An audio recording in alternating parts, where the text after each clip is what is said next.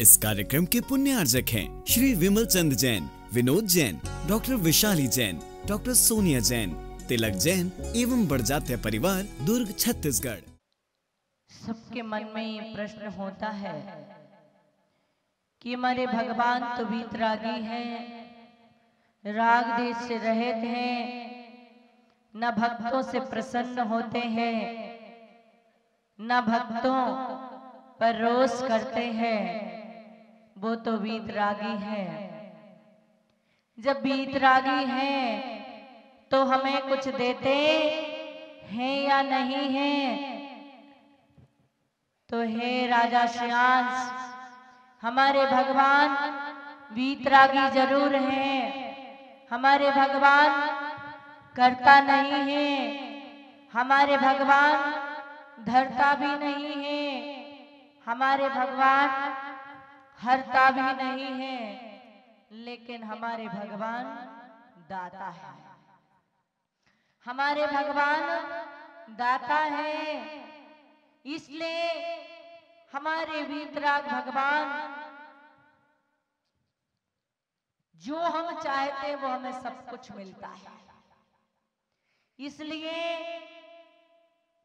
जब हम पार्श्वनाथ स्तोत्र पढ़ते हैं उसमें पढ़ा करते हैं, दरिद्रीन को द्रव्य की दान दीने, अपुत्रीन को तू महासंकटों से सभी संपदा सर्व दाता। क्या कहा? सभी संपदा सर्व, खाली हमें नहीं, तुम्हें नहीं, बल्कि सबको जो उनके पास जाता है, जो भक्ति करता है, जो आराधना करता है, उन सबको देते हैं। ऐसा नहीं कि हम जैन हैं सिर्फ जैनियों को देते हैं, हम जैन हैं इसलिए जैनियों को देते हैं। जैनी और अजैनी से कोई लेना देना नहीं है। जो वीतरागी भगवान की आराधना करता है, भक्ति करता है, जो देव शास्त्र गुरु की भक्ति करता है, उन सबके लिए भगवान देते हैं। कितना देते हैं? थोड़ा बहुत नहीं देते, कितना देते हैं? क्यों? क्योंकि जिसके पास जितना होता है उतना देता है। यहाँ बोलियां लग रही थी तो जिसकी जैसी समर्थ थी उस समर्थ के अनुसार सबने अपने अपने समर्थ के अनुसार बोलियों में सौभाग्य प्राप्त किया। लेकिन भगवान के पास अनंत है। कितना है? अनंत है, इसलिए वो अनंत दान देते हैं। कितना दान देते हैं? अनंत। ऐसा नहीं है कि देने के बाद उनका कोठा खाली पड़ जाए, तो वहां कोई कोठा खाली पड़ता नहीं है, क्योंकि वो अनंत दान करते हैं। अनंत जीवों को अनंत अनंत दान दिया करते हैं। इसलिए भगवान वीतरागी जरूर है, लेकिन हमारे भगवान दाता है। बस भगवान के दर पर तीन तरह के लोग जाते हैं। एक तो वो भगवान के द्वार पर जाते हैं जो पत्थर की तरह भक्ति लेकर के जाते हैं। पत्थर को पानी में डालो और पत्थर को पानी में बरसों तक डाल करके रखो, लेकिन बरसों डालने के बाद जब पत्थर को पानी से निकालो तो बाहर गीला रहता है और अंदर फोड़ो तो कैसा रहता है? सूखा रहता है। ऐसे भक्त जो मात्र दिखावे के लिए भगवान की भक्ति करते हैं, मात्र दूसरों को बताने के लिए भक्ति करते हैं, मात्र अपना रुतबा बढ़ाने के लिए भक्ति करते हैं, वो भक्त कैसे हैं? बाहर से तो ऐसा दिखता है भक्त डूबा हुआ है, लेकिन अंदर से पूरा सूखा हुआ है। दूसरे भक्त वो होते हैं जो कपड़े की तरह भक्ति करते हैं। कपड़ा जो होता है, कपड़े को पानी में डालो, कपड़े को, मुन्ना भैया, कपड़े को पानी में डालो, अंदर से भी गीला और बाहर से भी गीला, अंदर से भी गीला और बाहर से भी गीला। और जैसे ही कपड़े को झटकार करके धूप में डालो, अंदर से भी सूखा। और ऐसे ही कुछ भक्त होते हैं जो अंदर से भी गीले हैं, बाहर से भी गीले हैं, लेकिन थोड़ी सी बाहर की धूप लगती है, थोड़ा सा मन का नहीं होता है, थोड़ा सा मन के मुताबिक नहीं हुआ करता है। क्योंकि बहुत सारे लोगों के मन में अपनी अपनी भावनाएं होती हैं। गुरु के पास जाते हैं, वहां पर भी इच्छाएं हुआ करती हैं, और भगवान के पास जाते हैं, वहां पर भी हमारी इच्छाएं होती हैं। हम बरसों से भगवान की पूजा कर रहे हैं, हम बरसों से भगवान की भक्ति कर रहे हैं। मैं वर्ष भर से, एक वर्ष से गुरु का भक्त हूँ, मैं इतनी भक्ति करता हूँ, इतना दान करता हूँ, एक इशारे पर गुरु के लाखों लुटा देता हूँ। लेकिन गुरु के पास में गया और मैंने कहा मुझे 2 मिनट का 5 मिनट का समय चाहिए है, और गुरु ने समय नहीं दिया। अब मुझे नहीं जाना है। अब वो गुरु जो है, अभी तो भगवान था, अभी तो भगवान था, वो पत्थर बन जाता है। क्या बन जाता है? पत्थर हो गया। अब भक्ति खत्म हो गई, श्रद्धा खत्म हो गई, आस्था खत्म हो गई। या हम चाहते थे कि गुरु हमारे मुताबिक चले।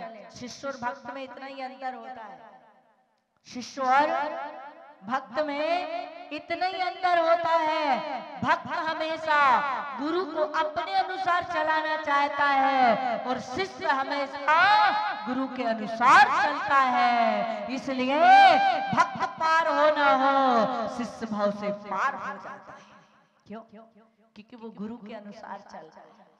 और भक्त के अंदर प्रेम होता है।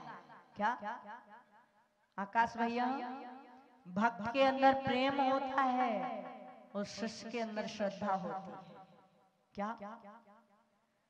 प्रेम हमेशा अकेला पाना चाहता है। वो सोचता आशीर्वाद भी मुझे ही मिले, प्रसाद भी मुझे ही मिले, बात भी मेरे से ही करे, देखे में मेरे को, मेरा ही नाम ले, मेरा ही सब कुछ करे। जहां पर सिर्फ अपने की अध्यक्ष जी, आप संदीप भैया का हाथ क्यों ऐसे कर रहे हैं?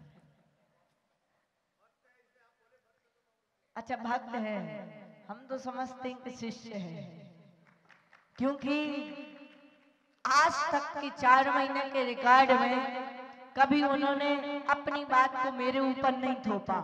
मैंने जो बोला उसको स्वीकार किया और उसको किया, इसलिए शिष्य। शिष्य श्रद्धा में जीता है, शिष्य गुरु के आदेश में चलता है, आज्ञा में चलता है, उनके आदेश का पालन करता है। और भक्त हमेशा अपने आदेश में गुरु को चलाना चाहता है।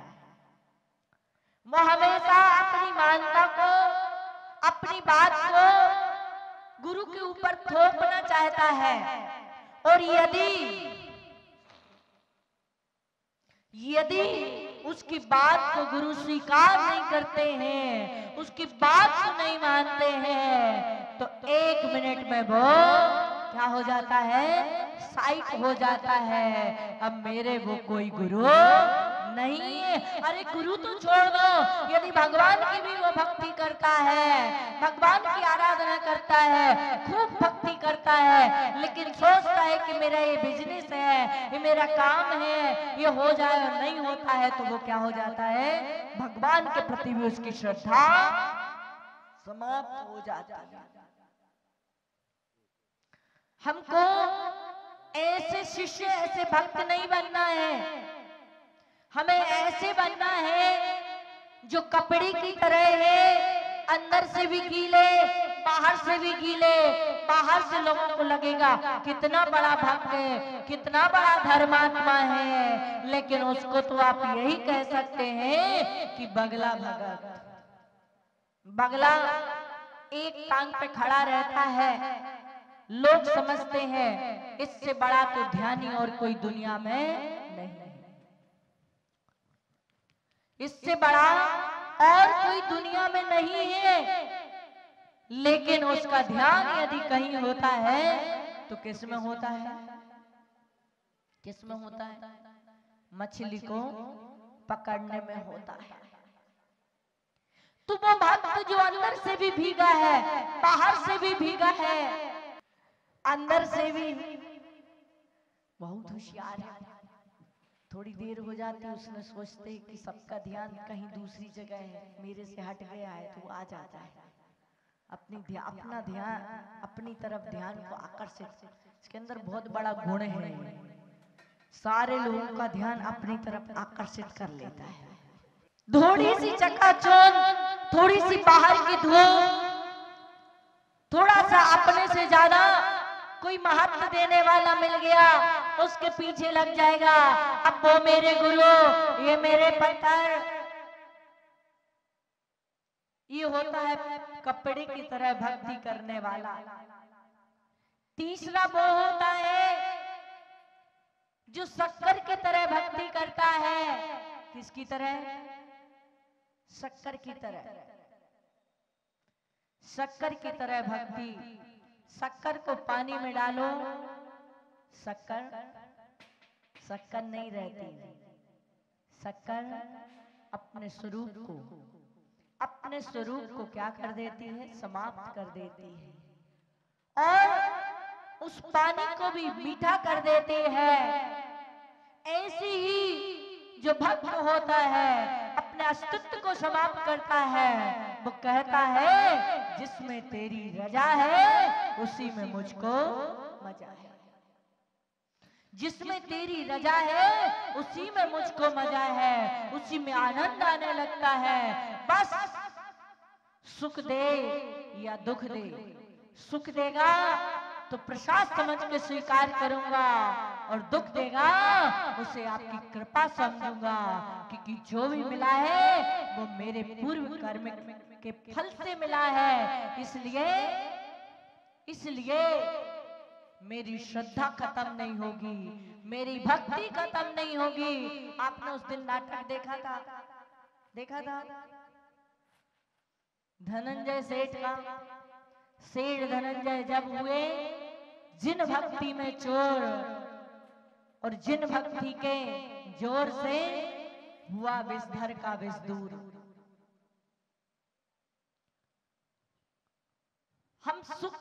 हमारे जीवन में सुख आता है तो हम भगवान को याद करते हैं। कब याद करते हैं आप भगवान को? सुख में के दुख में? कब करते हैं? दुख में ज्यादा करते हैं। दुख में सुमिरन सब करे, सुख में करे न कोई, और जो सुख में सुमिरन करे दुख काहे को होए। आदमी सुख में भूल जाता है, लेकिन जब जैसे ही दुख आता है, संकट आता है, तो किसके पास पहुंच जाता है? भगवान के पास पहुंच जाता है, गुरु के पास पहुंच जाता है। भगवान की भक्ति तो हर समय करो। इसलिए भगवान से किसी से कुछ मांगो या ना मांगो, लेकिन वीतरागी भगवान से मांगना चाहिए। चक्रवर्ती महाराज किससे मांगना चाहिए? पत्नी से। देने वाली कौन है? रोटी कौन खिलाएगी? पत्नी। तो किससे मांगोगे? भगवान से।